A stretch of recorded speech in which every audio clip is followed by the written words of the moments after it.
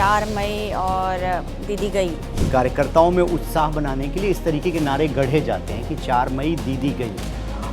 अगर नंदीग्राम से शुभेंदु अधिकारी चुनाव लड़ रहे हैं और वो भवानीपुर से चुनाव नहीं लड़ते तो टीएमसी ये नैरेटिव बनाती कि ममता बनर्जी के सामने भारतीय जनता पार्टी के पूरे यूनिट में कोई नेता ही नहीं जो उनको टक्कर दे सके। आप अभी जब हम शो से पहले हम बात कर रहे थे कि आप एक नारा बता रहे थे 4 मई और दीदी गई। दीदी उस सीट पर 2 मई दीदी गई था। इस बार 4 मई है। 2011 से ममता वहाँ से लड़ती आ रही हैं, जब से भवानीपुर उनकी पसंदीदा सीट है। मुझे लग रहा है हैट्रिक लगा चुकी हैं वहाँ से। तो जो 4 मई और 4 मई दीदी गई वाला जो नारा है, आप कितना इत्तेफाक रखते हैं कि क्या भवानीपुर वाकई ममता बनर्जी के लिए बहुत चैलेंजिंग होने जा रहा है इस बार और शुभेंदु कड़ी टक्कर देंगे उनको? देखिए, भारतीय जनता पार्टी के जो प्रदेश अध्यक्ष हैं सम्यक भट्टाचार्य, देखिए कार्यकर्ताओं में उत्साह बनाने के लिए इस तरीके के नारे गढ़े जाते हैं कि 4 मई दीदी गई। अगर नंदीग्राम से शुभेंदु अधिकारी चुनाव लड़ रहे हैं और वो भवानीपुर से चुनाव नहीं लड़ते तो टीएमसी ये नैरेटिव बनाती कि ममता बनर्जी के सामने भारतीय जनता पार्टी के पूरे यूनिट में कोई नेता ही नहीं जो उनको टक्कर दे सके। अब ममता बनर्जी के इक्विवेलेंट लाना है, पैरेलल लाना है, तो बीजेपी ने पूछा उनसे, शुभेंदु अधिकारी से, कि आप जाएंगे? उन्होंने अपनी चॉइस बताई कि मैं बिल्कुल जाऊंगा। उसके पीछे की वजह ये है कि शीला दीक्षित जहां से चुनाव लड़ेंगी, अरविंद केजरीवाल ने बोला कि मैं उनको उन्हीं की सीट पर चैलेंज करूंगा। तो उससे क्या होता है कि पूरा का पूरा जो वर्कर है, उनका कार्यकर्ता है, मोबिलाइज हो जाता है कि हाँ देखिए हेड ऑन हो रहा है।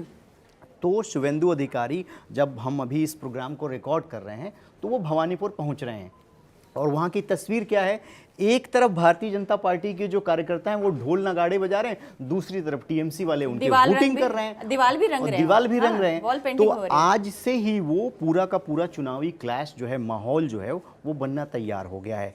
अब देखिए, भारतीय जनता पार्टी के जो फाउंडर मेंबर रहे हैं, जिन्होंने बीजेपी की स्थापना की, वो पश्चिम बंगाल से आते हैं। आज तक भारतीय जनता पार्टी वहाँ पर अपनी सरकार नहीं बना पाई है। इस वक्त बीजेपी को लगता है कि ये गोल्डन चांस है ममता बनर्जी को फंसा के रखना है।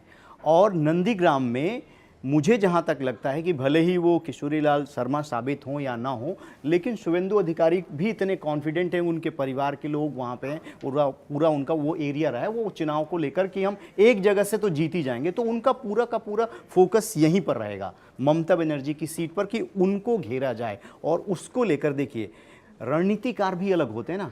पिछली बार आपको याद होता है बंगाल की कमान थी कैलाश विजयवर्गीय जी के पास, लेकिन इस बार 2 डिफरेंट नेताओं को लगाया गया। वो बोलते नहीं है। कौन कौन है जो देख रहे हैं? मैं बता रहा हूँ। इस वक्त जो है भूपेंद्र यादव वहाँ पर काम कर रहे हैं।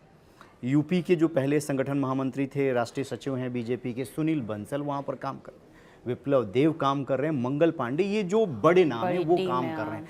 तो उन लोगों ने भी पूरा ग्राउंड तैयार किया है कि इस बार करो या मरो वाली स्थिति है।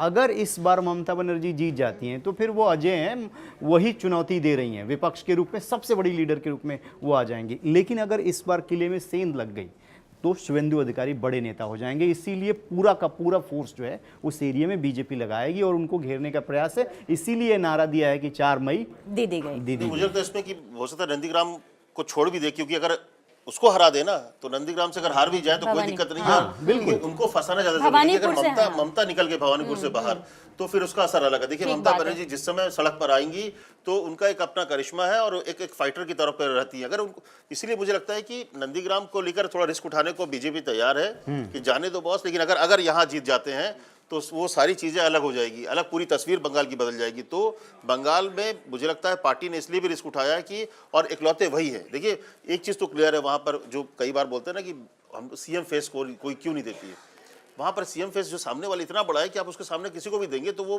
लड़ाई कमज़ोर हो जाएगी। क्योंकि इस बार का चुनाव बीजेपी सिर्फ और सिर्फ इस भरोसे लड़ रही है कि जो 15 साल का एंटी इनकम्बेंसी, महिलाओं को लेकर नाराजगी, आरजी कर, मुर्शिदाबाद, इन सब घटनाओं को लेकर वो बड़ा कर रही है। जब आप पूरा कैंपेन इस पर बेस्ड होगा ना, तो किसी फेस की वजह से आप कैंपेन हार जाओगे।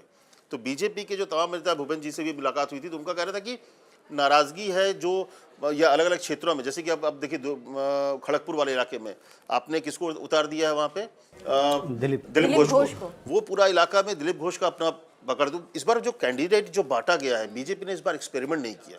अपने मजबूत लोग को देख के, ढंग के लोग को देख के 144 लोग जो उतारे हैं, बहुत कायदे से उतारे हैं। तो इसीलिए ये जो एक एक एक मैंने पॉइंट वाइज, अब बांकुड़ा और वो पुरुलिया वाली डिस्ट्रिक्ट में जहाँ पर आपको बहुत कुर्मी मैंने बोला जाता है, वहाँ पे महतो जो होते हैं, कास्ट फैक्टर भले आप बोले कि बंगाल में नहीं होता, लेकिन वहाँ का जो कास्ट फैक्टर है, घोष जैसे है, कई जगह पंडित है लेकिन बाकी जगहों पे यादव होते हैं।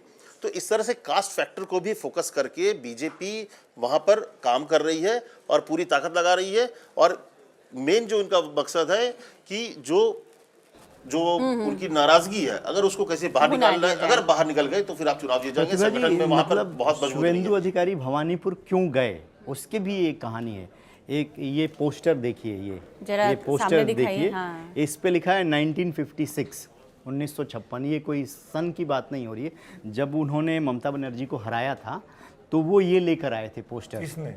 नंदीग्राम से जब हराया था। 1956 वोट। हाँ, तो ये वोट हैं 1956। 1956 वोट का डिफरेंस था। हाँ, वो जीत का मार्जिन यही था। तो उनके जो फादर हैं शुवेंदु अधिकारी के, उनसे ममता बनर्जी के बहुत व्यक्तिगत संबंध थे। वो टीएमसी के एमपी थे। उन्होंने कहा कि देखिए यहाँ मत आइए आप, बहुत मामला व्यक्तिगत हो जाएगा। बावजूद इसके कि बैक चैनल पर बातचीत हुई उनकी, लेकिन ममता बनर्जी रिजिड हो गई, वो नहीं मानी, वो आई। अब जो है संबंध जो पहले हुआ करते थे वो अब बिल्कुल नहीं है। यहाँ पर भी शुवेंदु अधिकारी को दिख रहा है कि ममता बनर्जी जो है इस वक्त जो है थोड़ी घिरी हुई हैं, और वो ये भी मैसेज देंगी कुछ दिनों बाद कि ये मेरा लास्ट चुनाव है, सारे हथकंडे अपनाए जाएंगे। आपको पता होगा कि एक बार पूरा 15-20 दिन तक वो व्हील चेयर पर थी, और जो बताया जाता है कि वो उतनी गंभीर चोट नहीं थी। तो सारे हथकंडे जब अपनाए जा रहे हैं, तो ये भवानीपुर में बीजेपी ने भी कैलकुलेशन किया है कि जो हिंदी भाषी बंगाली हैं, जो हिंदी बोलते हैं, गुजरात की वहाँ पे सोसाइटी है एडुकेशन की, वहाँ पर बड़ा उनका कॉलेज है, तो हिंदी भाषी लोगों की संख्या भी है। ऐसा नहीं है कि केक वॉक नहीं होगा ममता बनर्जी के लिए, फंसाने का पूरा प्रयास होगा, और वो गणित जो है। बीजेपी का पर्सपेक्टिव बहुत सुना आपने इतनी देर में। थोड़ी सी चीज़ें ये भी समझनी चाहिए। जो लिस्ट आई ममता बनर्जी की, ममता बनर्जी ने एक बार में सारी सीटें अनाउंस कर दी। तो ममता बनर्जी का होमवर्क दिखाई देता है। 294 में से 291 सीटें एक साथ एक प्रेस कॉन्फ्रेंस में अनाउंस कर दी, अपनी सीट भी और बाकी लोगों की सीट भी।